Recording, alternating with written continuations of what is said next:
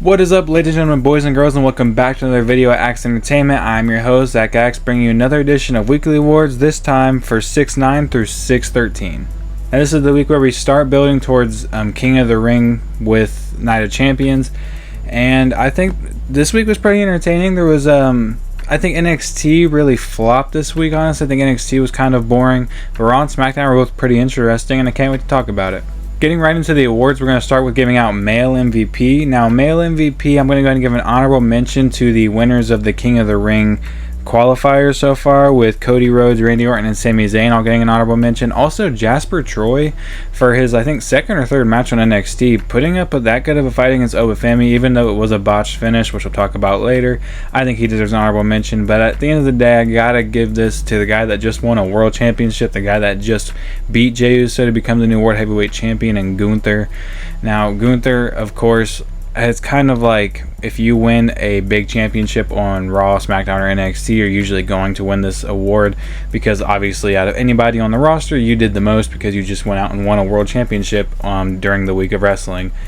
I think the match overall, I think it was okay. I think it was maybe a little bit better than the WrestleMania match, maybe a little worse. It was like right there with the WrestleMania match. But overall, I wanted to see Jey Uso's reign continue. I think Gunther had a not so great World Heavyweight Championship reign. I'm not that excited that we're moving back into it. Hopefully this sets up some cool stuff with LA Knight, or some cool stuff with, Sami Zayn, or some faces. But I thought Jey Uso was having a very good championship run, so hopefully we get to revisit Jey Uso as world champion. But for now, Gunther's going to win this award. Now, getting into what I was just talking about, and that is NXT's finishes this week. What the hell was going on? First of all, let's start with the NXT Championship match between Jasper Troy and Obafemi. We had the Fall from Grace Powerbomb by Obafemi on Jasper Troy and pins him. 1, 2, and the ref just stops counting. And this seems to happen like every week on NXT, or every other week on NXT. We have a referee not counting to 3 when the people are not kicking out. And I get it's probably harder on NXT because they don't necessarily always in their matches with a finisher. It's sometimes, just a random move. But still, at the same time, just count to 3, especially when it's coming right after a finisher. I know they wanted to make Jasper Troy look strong, and he was supposed to kick out of 1 and then get pinned by 2.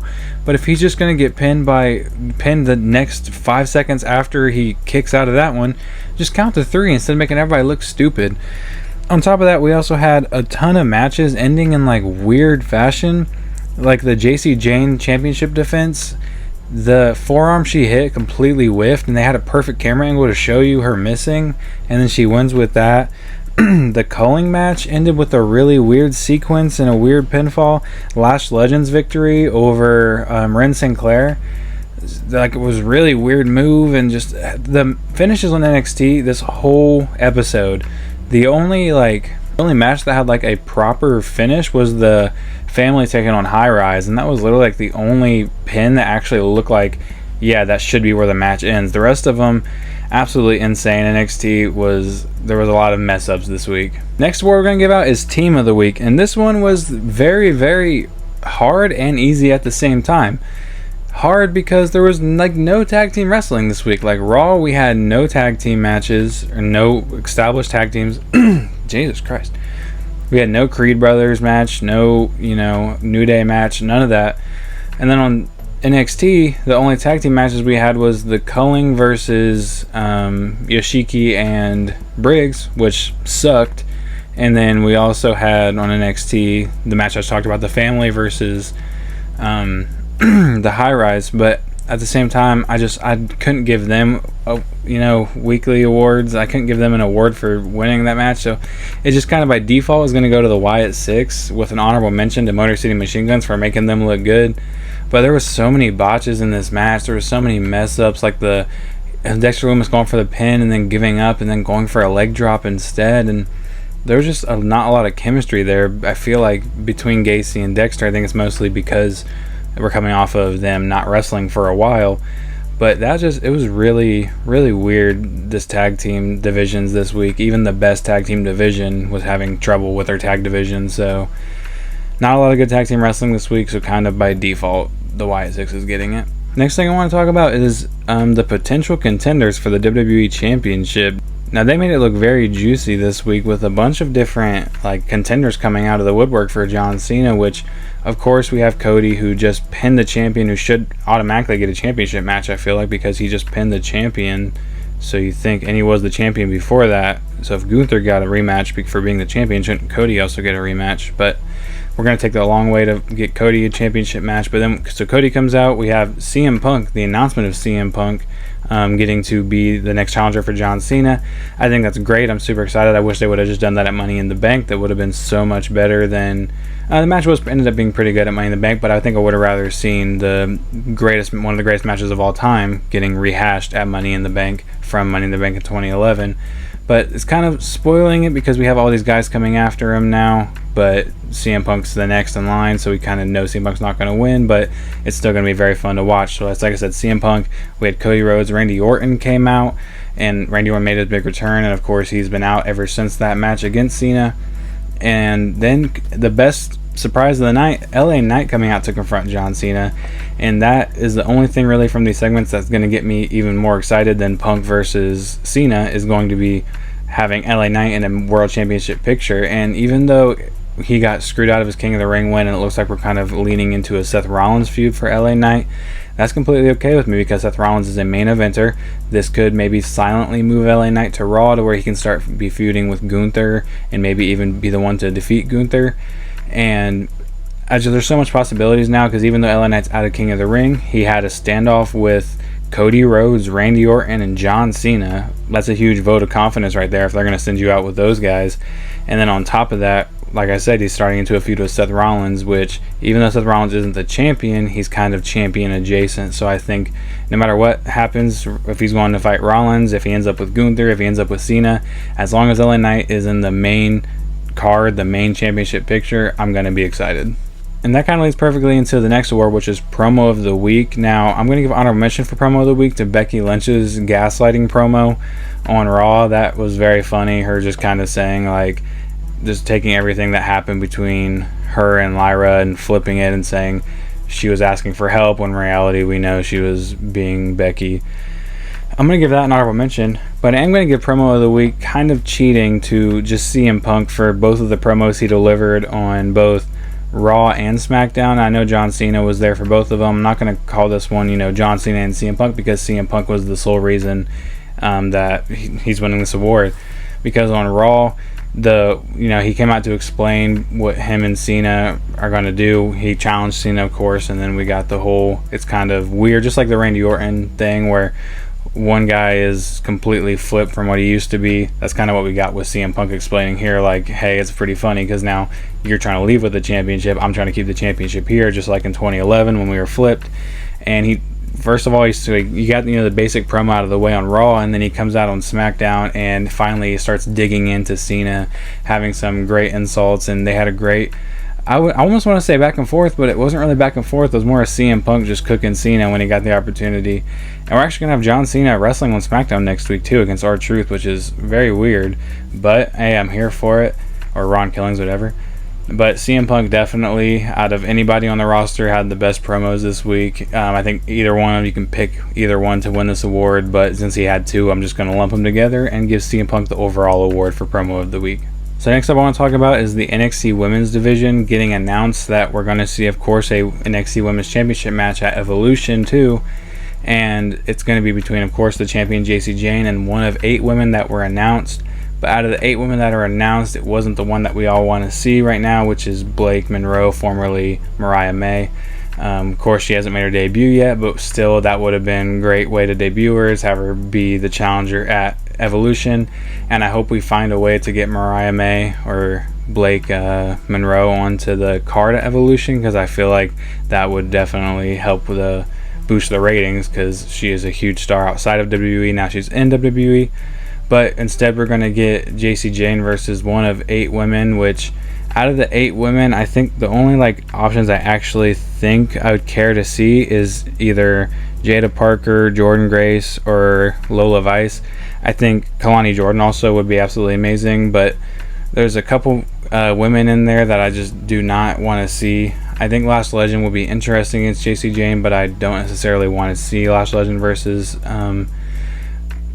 Jacy Jayne. I think Jordynne Grace getting another shot at the same time would be a little bit, soon, because she just had the shot against Stephanie Vauquer, and now there's a new champion, but it would be a different match. I think Jada Parker, once again, same thing, just had a shot, but she would be very interesting. I think Lola Vice and Kalani Jordan are probably my two favorites. They're two of the favorites that I want to see win this whole thing. I'd love to see Kalani Jordan be the one to, because she's kind of like the underdog, and she's kind of been trying to get out of the little sister picture that she's been stuck in. So I think Kalani Jordan being able to survive all 8 of these women and end up being the one at Evolution to take on JC Jane would be absolutely amazing. So Kalani Jordan is who I'm rooting for, because she is an absolute phenomenal wrestler, and I think that her time in the spotlight should be here about now. And I think this is the perfect time to give her back a championship, because she was the first ever NXT North American Women's Champion, and I think this would be a perfect time to give her a shot at the big gold in NXT, the Women's Championship. And I think JC Jane versus Kalani Jordan would be a very interesting match at Evolution. The next one I'm going to give out is Female of the Week. Now, Female of the Week, I'm kind of stuck between the 3 women that ended up winning their Fatal 4-Ways. And I'm going to give honorable mention to Jade for beating Nia, Piper, and Michin. I'm going to give honorable mention to Alexa Bliss for beating Charlotte, Alba, and LeRae. I think Bliss would have won this if there was maybe more of a stacked card, if Chelsea Green was in here even. But just beating Charlotte with the other 2 not being on as big of stars as those 2, I didn't want to give it to Bliss.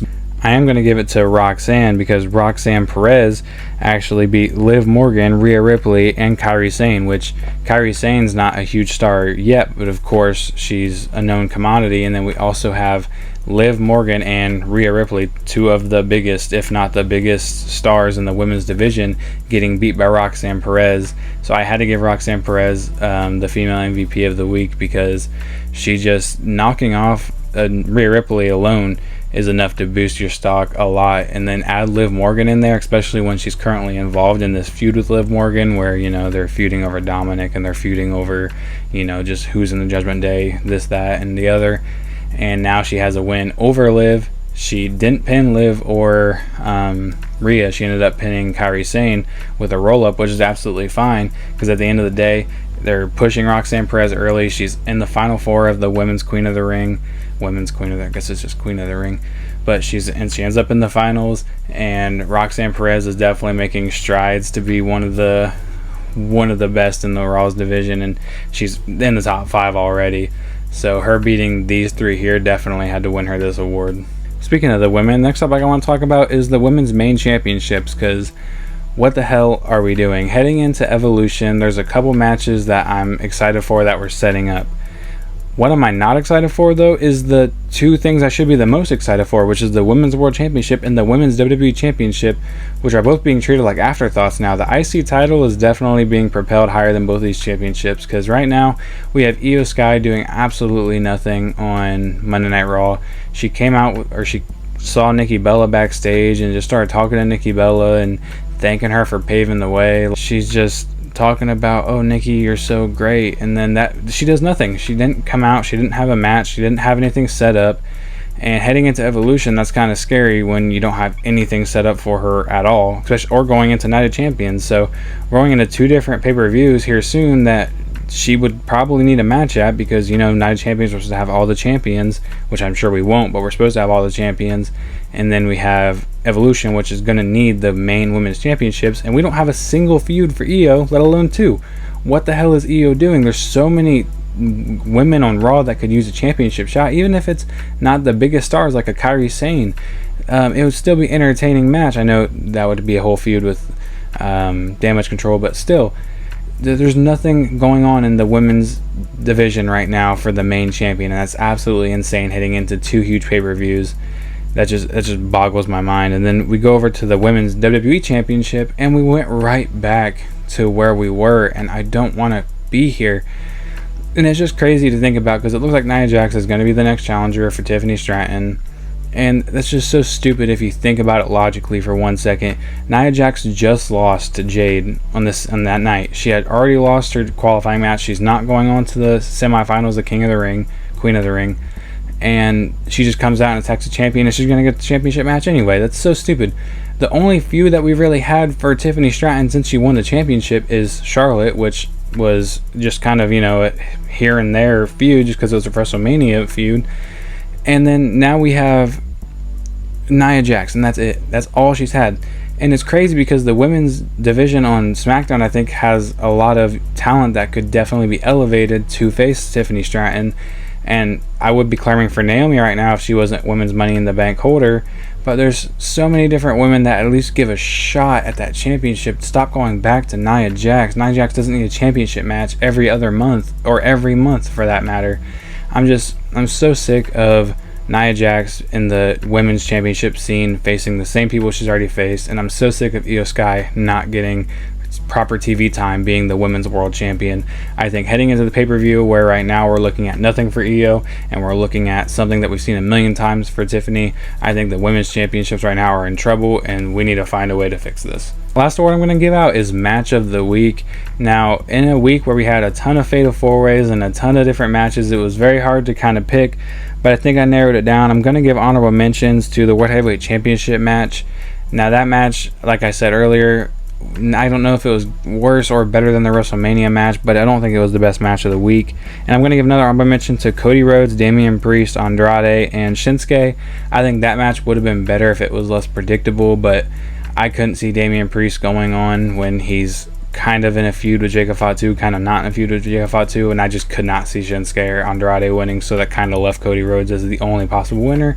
And sometimes it's okay to pick the obvious one, but I think that kind of damaged it a little bit in the rankings. So match of the week I am going to give to the Fatal 4-Way in the men's division for Monday Night Raw between Dominic Mysterio, Sami Zayn, Braun Breaker, and Penta. And I think this match overall, compared to the other Fatal 4-Ways we saw this week, just had more crazy spots, more things happening, more moves where it felt like every guy was incorporated into it. And honestly, I think this one also got points for having a shock winner, because I don't think anybody saw Sami Zayn winning this match. I don't think anybody saw really anybody winning this match except for Braun Breaker, because I didn't see Penta winning this match, definitely not. And Dominic could have won, but I couldn't see it. I just saw Breaker being the one that wins this match and moving on. But they did the shock thing. They pulled Sami Zayn into a win, and Sami Zayn is in the semifinals of King of the Ring. And kind of take everything I said about LA Knight earlier in the video and put it here. I don't care what we have to do to get Sami Zayn a championship. I want to see Sami Zayn as the World Heavyweight Champion, as the WWE Champion. Sami Zayn needs to win a main championship before it's too late. Same thing with LA Knight.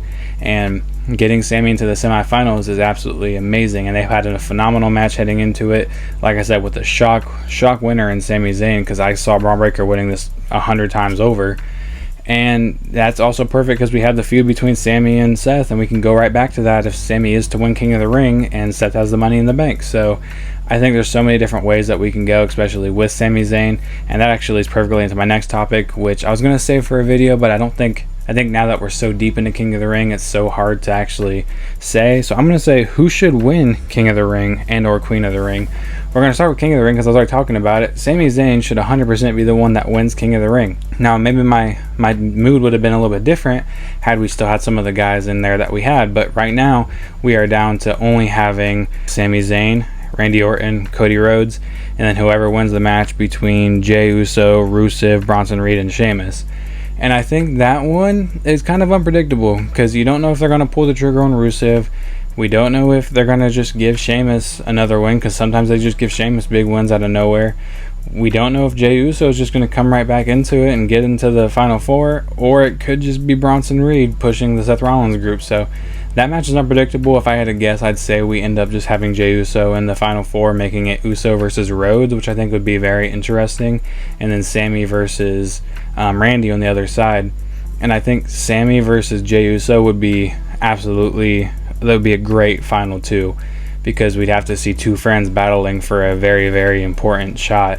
And if Jey Uso and Sami are the final two, I'd be just as happy. But at the same time, I don't want to see two faces, and that seems like that's all we have right now. Is we have Orton, Sami, and Rhodes, which are all faces. So I think I'd rather give this win to either Reed or Rusev, just so we have some heel dynamic in the Final Four of King of the Ring. But if I'm saying who I want to win, at this point, I think Sami Zayn is the correct answer, because Cody doesn't need it, Randy doesn't need it, and everybody in the final four. I think Rusev would be the one that would definitely benefit off of this the most, but I don't really think I want to see Rusev winning King of the Ring right now, especially when his feuds. I guess it'd be interesting to see him go after Cena, but they're both heels. And then, of course, I don't see Rusev versus Gunther working right now. So Sami would definitely be the guy that I'd want to see pick up the win in King of the Ring with who's left. Because Sami Zayn, like I said earlier, deserves a championship run. And I think giving him King of the Ring would be a perfect way to get him there. Now, the Queen of the Ring is not so obvious. So Queen of the Ring right now, we have qualified. We have Roxanne, we have Jade, and we have Alexa Bliss. And we have whoever wins the Fatal 4-Way, which if I got to pick who's winning that Fatal 4-Way, just give me Stephanie Valkyrie right now. Make the Final Four Perez, Valkyrie, Cargill, and Bliss. And I think that is a great Final Four. If I had to pick, it would probably just come down to Roxanne and Stephanie, because I think pushing those two right now would be absolutely amazing. Having those two be the final, being in Queen of the Ring, or being in Money in the Bank, I mean, and then coming right out of that to be in the final two of Queen of the Ring would be amazing, and a great vote of confidence for these two. And if I had to pick who's winning Queen of the Ring, I think I would pick one of those two, probably Valkyrie more, because I want to see Valkyrie on the top right away. I think Valkyrie versus Io Sky again, but this time for the championship, would be absolutely amazing, be a 5-star classic. And even if she happened to fight Tiffany Stratton instead, I think the match would be just as good. So I think either way, we're going to have a good match if Stephanie wins. I think same thing with Roxanne, especially if we're going to continue this feud with Liv Morgan. Giving Roxanne this victory would be absolutely, cinema. I think Bliss would definitely be a great pick too, because Alexa Bliss just came back, and I think giving her a big accolade right away would be a great way to, reassert your faith in her. And then Cargill can use it just as much. So right now they're spoiled for choice in the women's side, because everybody is a good pick right now.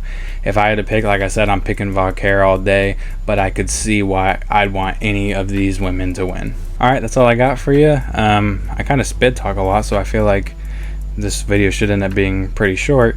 But if you did enjoy this video, leave a like, leave a comment, let me know if I gave somebody the wrong award, or if there's something I didn't talk about you want to hear me talk about.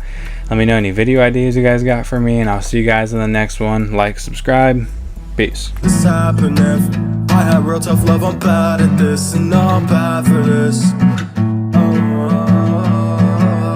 Narcissistic tendencies, I don't care about no one else. Narcissistic tendencies, I'm low, so set me on the shelf. Few people ever have my back, yeah, there ain't no doubt about that.